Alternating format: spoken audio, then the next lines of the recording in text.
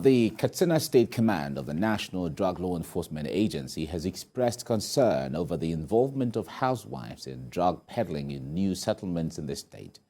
The command also raised concerns over the influx of stolen vehicles from across the country into the state. Abdulatif Yusuf has more.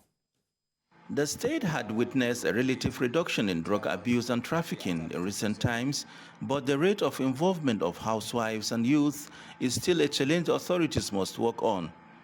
The command recently intercepted over 7 kilograms of Indian hemp traced to 2 housewives who helped their spouses to sell to retailers. A particular trend which we notice over time is the involvement of women, not just using drugs this time around, but helping their spouse in selling drugs within the state.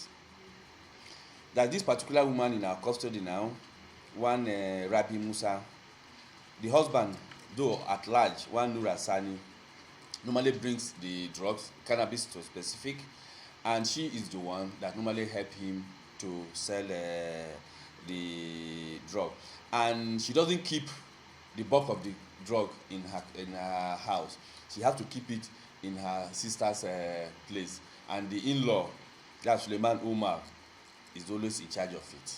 The commander also gave a brief on stolen vehicles recently recovered along the major roads linking the state and called on parents to be watchful of the movements of their children. But the particular development that we noticed is the rate of stolen vehicles that comes into the state. Sometimes last month, around manufacturing area while they were on the road, again, about 3 days ago, that was probably on Saturday, my men were on the road again, Kanu Road here. They intercepted the Toyota Corolla Arch vehicle with 3 occupants. And their body language, just look at, after profiling them, they were not comfortable with their response. Decided to bring them down to the office for further interrogation.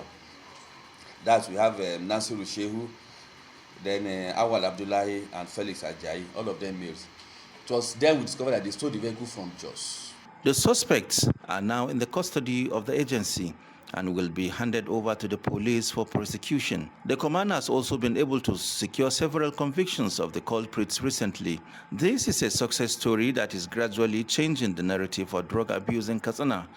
Abdulatif Yusuf, TVC News, Katsina.